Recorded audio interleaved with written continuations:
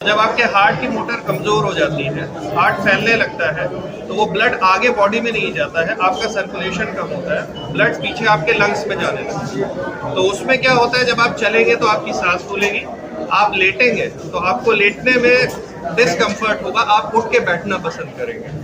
और इसके साथ साथ अगर आपको अपने पैरों में कई बार सूजन दिखाई देगी, आपका चलना कम हो जाएगा, आपका सांस फूलना बढ़ जाएगा, आप लेट नहीं पाएंगे और आपके शरीर में सूजन आनी शुरू हो जाएगी। These are the primary symptoms of heart failure.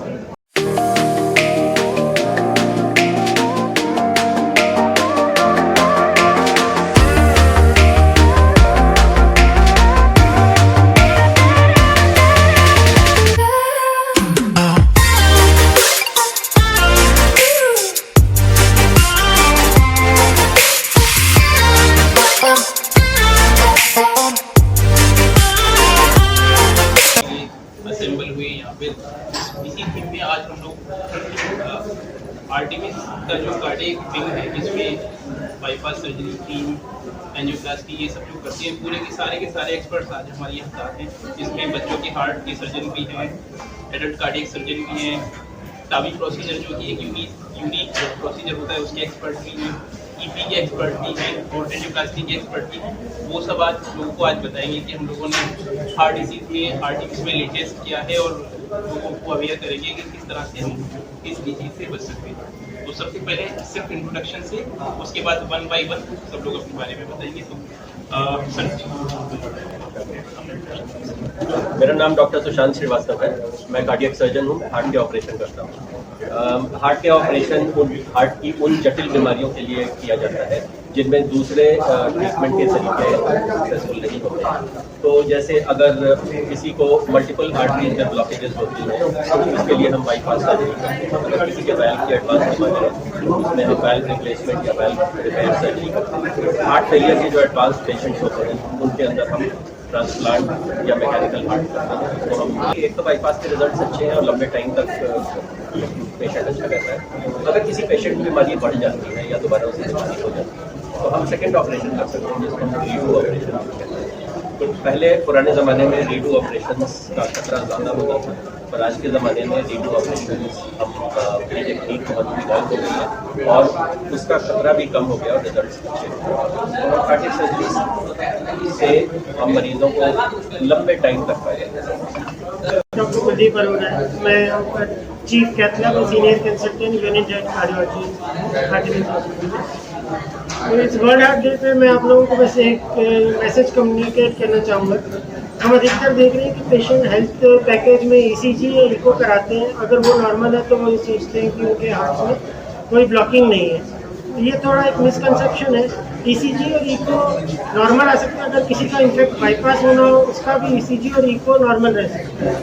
तो बेस्ट टेस्ट नॉन इन्वेजिव जो किया जाना चाहिए, जिससे हमें पता लगता है ब्लॉकिंग है कि नहीं, दैट इज स्ट्रेस टेस्ट, जिससे हमें पता लगता है।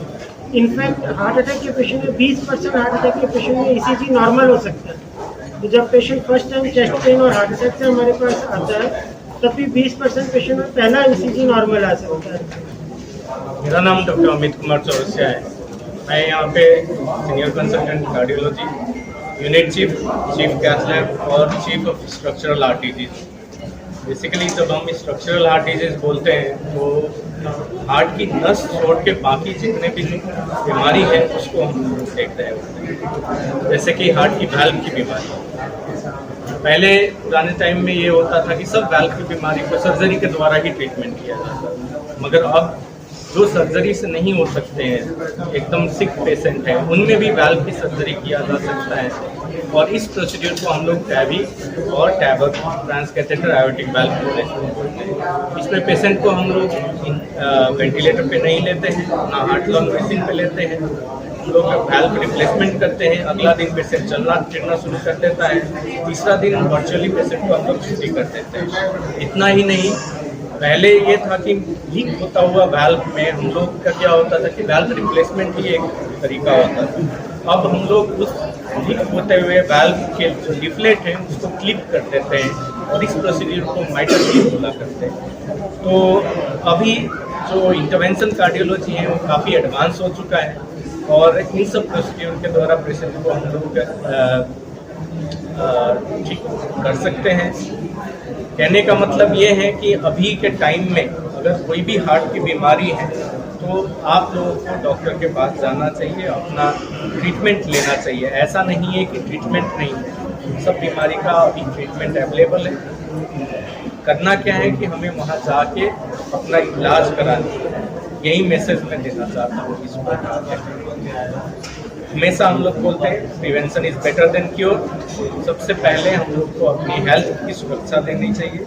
सुरक्षा के लिए हमें नियमित एक्सरसाइज करनी चाहिए, ब्लड प्रेशर, शुगर जैसे बीमारी को हमें कंट्रोल में रखनी चाहिए, और बाकी जैसे खान पीन में ध्यान देनी चाहिए, फ्रूट्स वगैरह लेनी चाहिए, घी तेल वगैरह कम करनी चाहिए। धन्यवाद। Doctor Sameer Malhotra, unit chief interventional cardiology, chief cardiac electrophysiology and basic and chief cath lab. Simple भाषा में बोले तो मैं वेसल साफ करता हूँ और उसके साथ लोगों की धड़कनें सही करता हूँ। First of all wishing you a very happy world heart day and a very healthy world heart day. The second and the most important thing is that आप लोग आजकल सुनते हैं अचानक कोई आदमी खेल रहा है, घर के आसपास जा रहा है, गिर गया और खत्म। कोविड के बाद से हमारे पास ये जानकारियां, ये रिपोर्ट्स बहुत आने लगी। इनफैक्ट आप लोग न्यूज़ में भी कवर कर रहे होंगे कि अचानक चलते चलते कोई आदमी खेलते खेलते या आपके आसपास भी आपने हो सकता है देखा हो, अचानक गिरता है और ख़त्म हो जाता है। एक बहुत इंपॉर्टेंट चीज़ है जिसको हम कहते हैं कार्डियोपल्मोनरी रिससिटेशन, जिसके बारे में हम सुनते हैं, पढ़ते हैं, लेकिन जब हमें करने की ज़रूरत होती है तो हम में से आधे लोग वहाँ पे बैठ के वीडियो बना रहे होते हैं या किसी को फोन कर रहे होते हैं। वी आर टोटली लॉस्ट, हमें पता ही नहीं है कि हमें क्या करना। अगर मेरा एक मैसेज है वर्ल्ड हार्ट डे पे आप लोगों के लिए तो वो ये है कि प्लीज़ आप सबको ये कम्युनिकेट करिए और खुद भी करिए। वर्ल्ड हार्ट डे पे please learn basic skills of CPR। अगर आप इवन एक आम आदमी भी एक आदमी की जान बचा सकता है अगर उसे cardiopulmonary resuscitation. World heart day पे मेरा एक सिंपल मैसेज है, learn CPR, save heart, save life. Nidhi Rawal है, मैं पीडियाट्रिक कार्डियोलॉजी हूँ, बच्चों के हार्ट की स्पेशलिस्ट हूँ, हार्ट के रोग को। मैं सिर्फ ये जागरूकता लाना चाहती हूँ कि बच्चों पे हर 1000 बर्थ पे 2 से 3 बच्चों को हार्ट की प्रॉब्लम हो सकती है, जिसमें से 50% को तुरंत जन्म के बाद इलाज की जरूरत पड़ती है। इसीलिए सबको ये जागरूक होना बहुत जरूरी है कि बच्चों में हार्ट की बीमारी हो सकती है और इसका इलाज है। आर्टेमिस हेल्थ फाउंडेशन है जो बच्चों को बहुत सपोर्ट करती है, लिटिल हार्ट फाउंडेशन है जिसको आर्टेमिस हेल्थ फाउंडेशन सपोर्ट करता है, जिससे हम बहुत बच्चों का इलाज कम प्राइस मतलब किफ़ायत रेटों में होता है। जितना थोड़ा रेंज करता है थोड़ा वो बहुत सपोर्ट करते हैं जिससे कि ज़्यादा से ज़्यादा बच्चों का इलाज हो सके। मैं यही कहना चाहती हूँ सबको बहुत हैप्पी हार्ट डे एंड आप लोग अच्छा काम कर रहे हैं, सब में जागरूकता फैलाएं। Thank you. गई है, कोई स्क्रीज कर रहा है, सारे लोग सोचते हैं यदि यहाँ पे अचानक कुछ फंस गया है। यूजली अगर आप एक पॉइंट पे लोकलाइज कर लेते हैं मुझे इस पॉइंट पे दर्द हो रहा है, इस पॉइंट पे दर्द हो रहा है, या वो दबाने से घटता बढ़ता है तो वो हार्ट का नहीं होता। यूजली अगर पेन का लेटे लेटे दर्द होता है कि इस करवट ले तो कुछ चुभन सी लगती है, इस करवट ले तो चुभन लगती है, लेकिन मैं बोले चल सब लेता हूँ, सीढ़ी चढ़ने में कोई दिक्कत नहीं है, जब ऑफिस से काम करके आके लेटता हूँ तो एक चुभन सी लगती है, वो सब यूजली हार्ट के नहीं है। हार्ट का दर्द डिफ्यूज सा पूरी जैसे सेंटर ऑफ चेस्ट में लेफ्ट साइड या राइट साइड में अचानक कोई चीज़ फंस सी गई है, किसी ने वजन रख दिया है, भार रख दिया है, और ये चीज़ आपको उल्टे हाथ में भी जा सकती है। इसके साथ पसीना आना, घबराहट होना, सांस फूलना, यूजली इस तरह से हार्ट का पेन मैनिफेस्ट होता है। Minute every minute counts, minute means muscles, जितने मिनट आप डिले करेंगे उतना हार्ट की मसल्स और डैमेज हो जाएंगी। तो every second every minute count, earlier the better. Basically Artemis cardiac care जो है ये एक conglomerate of different hospital through out India. ये आर्टेमिस पेरेंट हॉस्पिटल है, हमारे बहुत सारे सैटेलाइट सेंटर हैं थ्रू आउट इंडिया, जैसे रांची में है, अपना पटना में है, पानीपत में है, लुधियाना में है।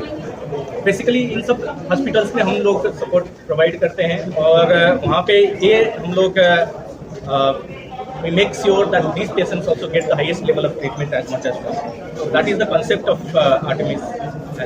ये व्हील एंड स्पोक मॉडल, ठीक है। व्हील का जो सेंटर है वो आर्टेमिस, जो स्पोक्स है वो मल्टीपल जगह कैथ लैब्स के साथ एसोसिएशन। जो सिंपल केसेस होते हैं जो वहाँ पे वो लोग टैकल कर सकते हैं वो केसेस तो वहीं पे हो जाते हैं।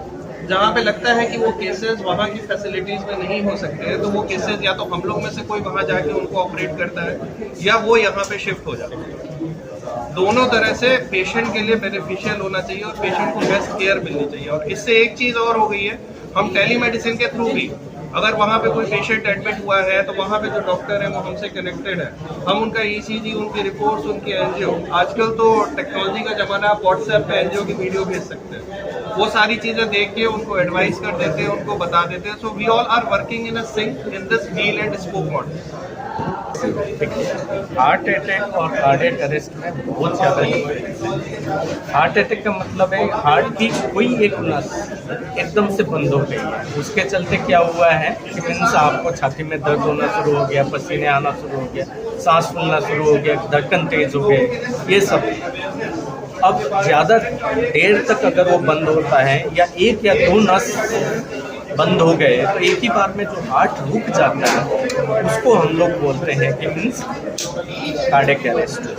कार्डियक अरेस्ट मतलब हार्ट रुक गया है, काम नहीं कर रहा है। अटैक का मतलब नस बंद है, ठीक है।